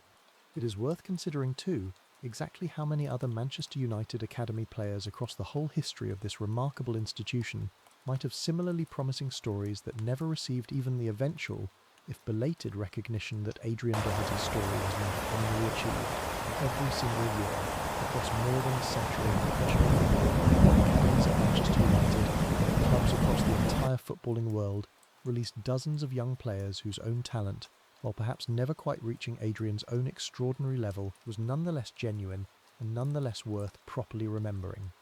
These young players, released from academies across the entire professional game every single season, typically disappear entirely from any wider public record. Their own considerable talent and their own considerable disappointment, known only to themselves, their families, and the relatively small circle of coaches and teammates who happen to share those specific years of their footballing development with them. The vast majority of these stories will never receive the kind of dedicated research and dedicated writing that eventually rescued Adrian Doherty's own tale from permanent obscurity, a sobering reminder of exactly how much genuine footballing talent has likely already been lost to history altogether. Its own equivalent stories never told, its own equivalent Oliver Kay never happening to go looking for it. This broader context does not diminish the specific significance of Adrian's own story, but it does help explain exactly why that story matters so much, both to the specific football community that first produced him and to the wider football-watching public who have, in the years since Forever Young's publication, finally had the opportunity to learn about him. His story stands, in its own right, as a genuine and moving individual tragedy, but it also stands, more broadly, as a kind of proxy for countless other similar stories that will likely never receive the same eventual recognition. A specific and well-documented example of a much larger and much less visible pattern of talent lost to circumstance and lost to the specific, often arbitrary mechanisms by which football history actually gets written and preserved. It is worth returning, before this story reaches its own conclusion, to the specific quality of Adrian Doherty's character that so consistently set him apart from almost every other young footballer of his generation, because it deserves a fuller and more careful telling than a simple passing description of an unconventional young apprentice can properly offer. A genuinely distinctive personality that every single account of his life returns to in some form. Adrian's love of music, by every account, was genuine and deeply felt, rather than any kind of performed eccentricity designed to set him apart from his teammates. He taught himself to play guitar and continued to develop as a musician throughout his teenage years in Manchester, his interest apparently growing rather than diminishing, even as the specific demands of professional football training intensified around him. He would busk in Manchester city centre, an activity that several accounts describe him pursuing not out of any financial necessity, since his position as a Manchester United apprentice provided him with a reasonably comfortable if modest living, but simply because he genuinely enjoyed the specific, immediate connection that street performance offered, playing music for strangers who had no idea that the young man in front of them was, by the private judgment of Manchester United's own coaching staff, one of the most naturally gifted footballers currently on their books. Teammates recall him drawing influence from a range of songwriters and musicians whose work emphasized exactly the kind of thoughtful, introspective lyricism that also characterized his own poetry, and several accounts describe evenings when he would play guitar informally for teammates at their shared digs, an unassuming but genuinely accomplished musician, sharing his own passion for young men. Otherwise spent almost all of their shared time discussing and thinking about football. This particular willingness to share his music with teammates, even as he pursued it independently and for its own sake, rather than for any wider audience or recognition, speaks to a young man who was, by every account, genuinely comfortable in his own skin, secure enough in his own varied interests, that he felt no particular need to hide them from a football culture that might, in a less accepting dressing room, have mocked or dismissed such interests as unsuitable for a serious young professional. His poetry, too, deserves to be understood as a genuine and serious creative pursuit rather than simply a curious footnote to his football career. Those few people who were shown his writing during his lifetime describe verse that displayed real thoughtfulness and real technical skill, a young man processing his own experiences and his own observations about the world through careful, considered language rather than simply dashing off idle verse in his spare time. This combination of qualities, a footballer of extraordinary natural gift, who was simultaneously a serious and genuinely talented poet and musician, represents a genuinely rare alignment of creative and athletic ability, the kind of multifaceted talent that football's own narrow institutional culture, then as now, often struggles to properly understand or properly accommodate. It is worth considering, too, the specific historical and cultural backdrop against which Adrian's own childhood and adolescence unfolded, growing up in Strabane during a period when the wider troubles continued to cast a long and often painful shadow across daily life throughout Northern Ireland. Strabane itself experienced significant violence and significant social disruption across these decades, situated as it is close against the border with the Republic of Ireland, a specific geographic position that made it, at various points during this period, a particularly difficult and particularly dangerous place to grow up. Adrian's own artistic sensibility, his poetry and his music, may well have offered him a genuine form of personal refuge from the wider social and political tensions surrounding his own childhood, a private creative world that existed entirely separate from the sectarian conflict shaping so much of daily life around him.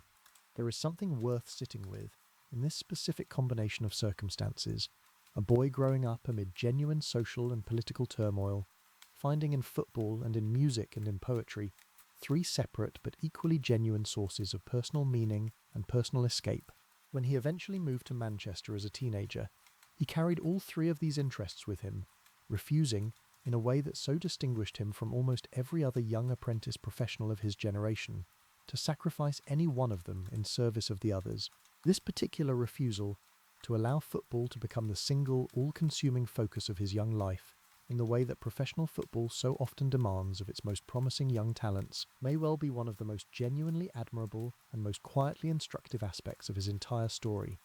A young man who understood, even as a teenager, that a fully realized human life required more than a single narrow pursuit, however extraordinary his natural gift for that pursuit happened to be. Let us slow down for a moment and sit inside that single afternoon in March of 1990. Because it is in the smallest, most specific details of that day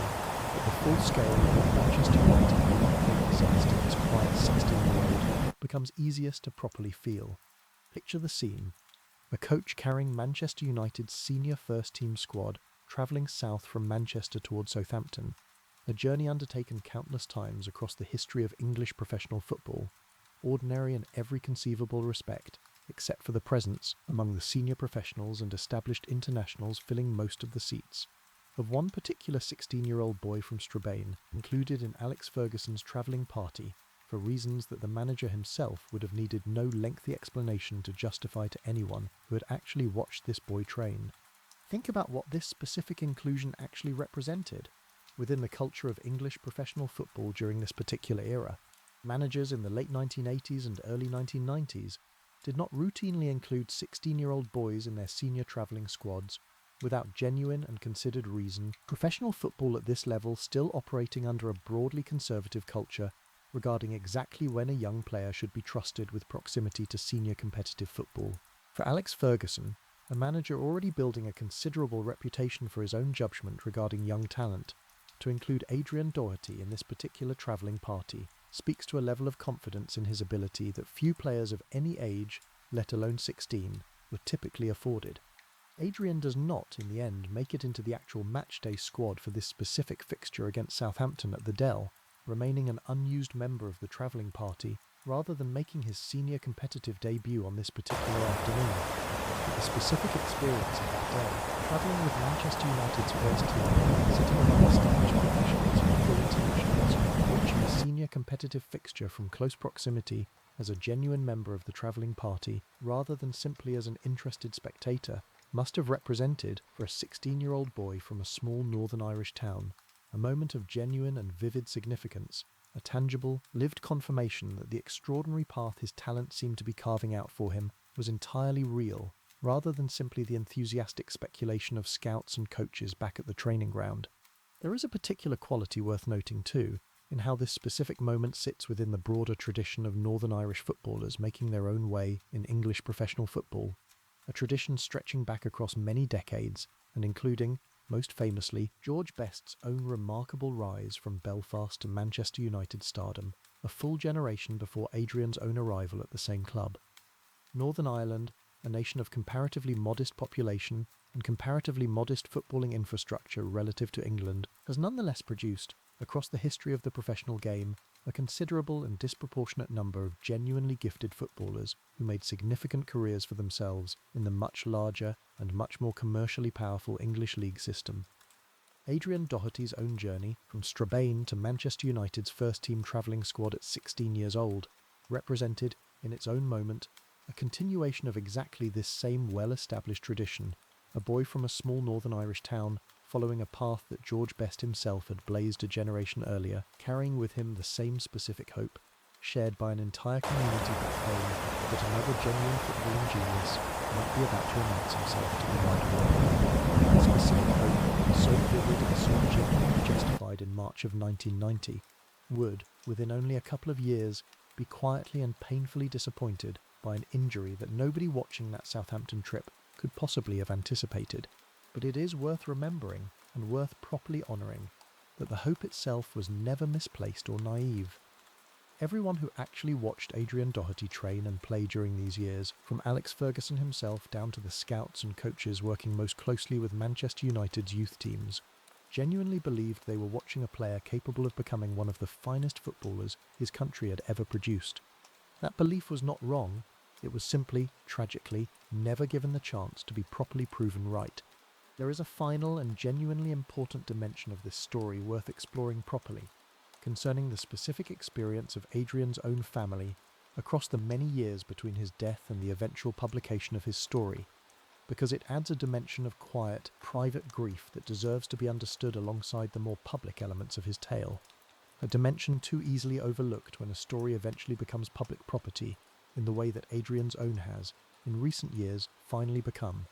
For more than 15 years following Adrian's death, his family carried the private knowledge of exactly what had been lost, a genuine footballing prodigy, compared by credible witnesses to George Best himself, whose considerable talent and whose subsequent quiet decline into obscurity and eventual tragic death remained known only to themselves and to the relatively small circle of people who had actually shared those years with him. This is a particular and specific kind of grief, carrying knowledge of a genuine and remarkable loss that the wider world has no awareness of at all, a private burden that Adrian's family carried for well over a decade before Oliver Kay's research and eventual book finally brought that same knowledge into wider public view. There is a genuine loneliness in this specific kind of grief,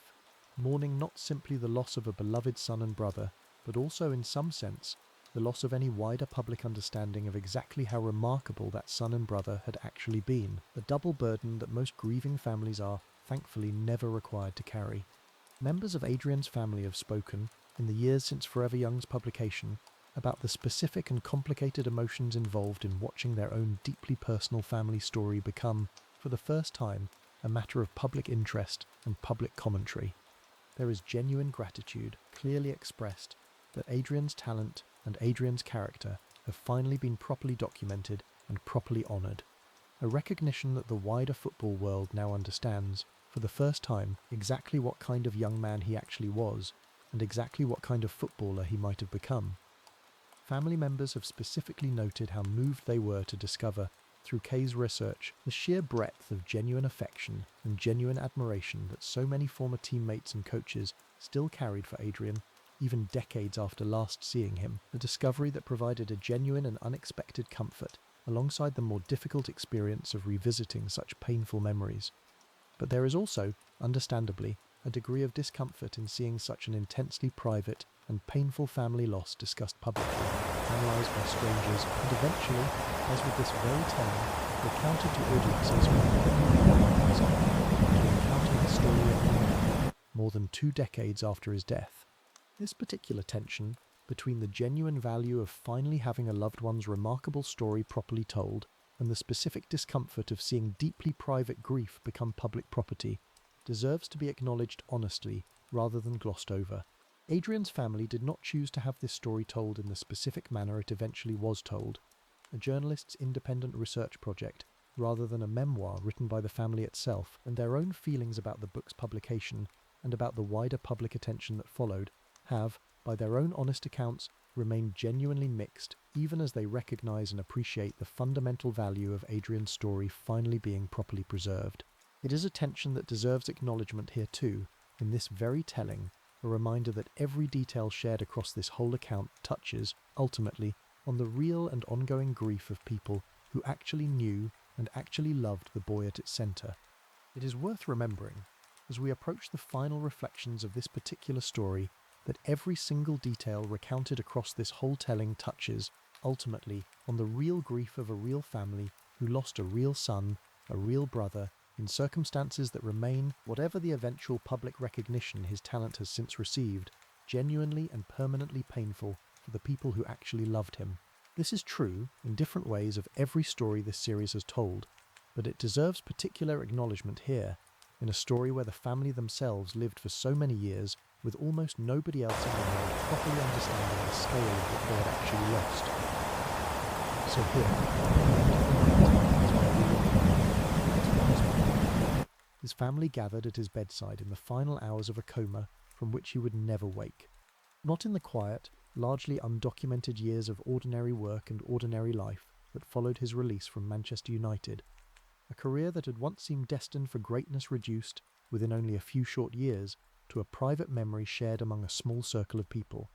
Not even in the pages of a book published more than 15 years after his death, the first proper telling of a story that the wider football world had, for so long, simply allowed to disappear.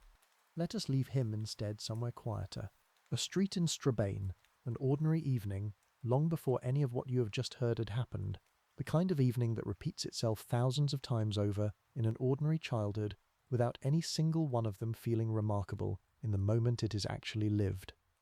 A boy, guitar slung over one shoulder, football tucked under the other arm, walking home through a small town in the northwest of Northern Ireland, entirely unaware that he carries within him a footballing gift that experienced scouts and coaches will one day compare to George Best himself, entirely unaware that he will, within only a few short years, be rated by his own teammates and coaches as more naturally talented than a boy who will go on to become one of the most decorated footballers these islands have ever produced. He does not know in this moment anything about Manchester United or Old Trafford or the Cliff. He does not know about a scout who will one day say he was quick enough to catch pigeons, or a manager who will one day trust him with a place in his senior travelling squad at only 16 years old. He does not know about a knee injury that will end everything before it is about a quiet life waiting years afterward by music and ordinary work, about a canal in the Netherlands, or about a book that will, one day, finally tell the world what had been lost. He knows only the guitar, and the football, and the particular, private contentment of a boy who has not yet had to choose between the two, who does not yet know that the whole world will one day briefly consider him one of the most naturally gifted footballers of his entire generation, and who would, if given the choice all over again, very possibly choose exactly the same quiet, ordinary life he actually lived, guitar and football and poetry all held together, without any of them needing to define him more completely than the others, a whole and complete person, long before the football world ever tried to make him something narrower. Think about the whole shape of it. A boy from a small Northern Irish town who arrived at Manchester United's academy and was, within a remarkably short space of time, considered by scouts, coaches and teammates alike to be the most naturally gifted player in a generation that would go on to become one of the most celebrated groups of footballers the English game has ever produced. A boy who might, in a world where sports medicine had been only a decade or two further advanced, have gone on to become a full international, a Premier League champion, a household name spoken of in the same breath as George Best himself, and a young man too, whose career ended quietly and without any wider public notice, whose subsequent life was lived largely in obscurity, and whose death, tragic and sudden, passed almost entirely unremarked by a football world that had by that point simply forgotten he had ever existed. Both of these things are true. The extraordinary, once-in-a-generation talent, and the quiet and largely unwitnessed conclusion to the life that talent belonged to. Neither one exists without the other, There is no version of Adrian Doherty's story where the injury does not happen, where the pace and the close control that so many credible witnesses described so vividly are simply allowed to develop, uninterrupted, into the career that seemed so certain. And there is no version of his story, either, where a young man this genuinely uninterested in fame, this genuinely committed to music and poetry and an ordinary, unglamorous existence, would necessarily have chosen the version of life that football stardom might have offered him, even had injury never intervened at all, a genuine and unresolvable uncertainty that this story, in the end, must simply learn to hold rather than to answer. Football has given us other stories, told across other nights in this same series. Stories of genius undone by tragedy, of hatred slowly transformed into redemption, of restless searching for a peace that never quite arrives,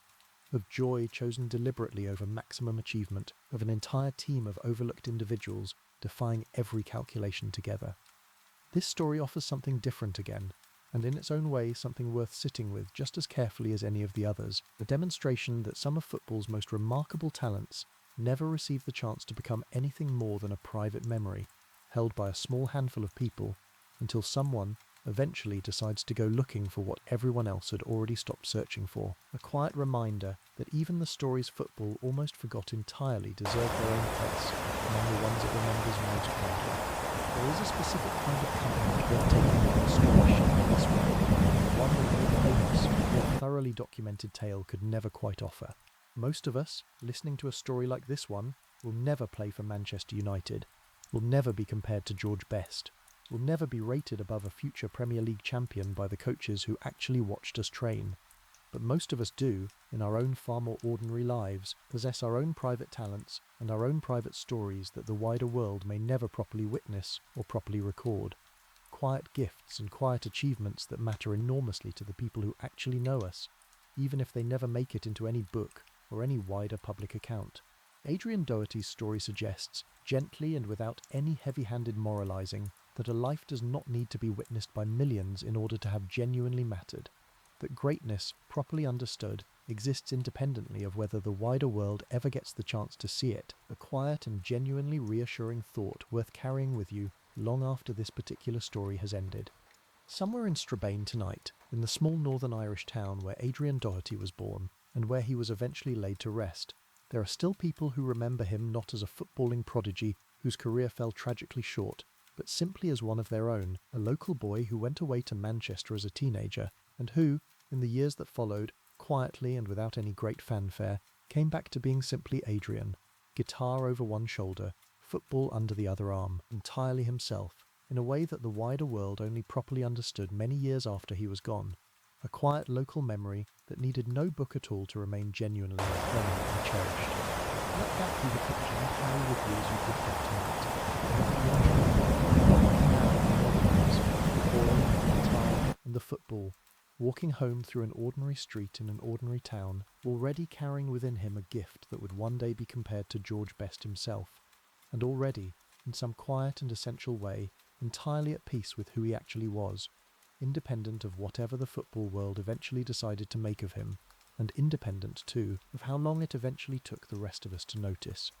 That peace was real. It never stopped being real, however quietly and however completely his story eventually faded from public view.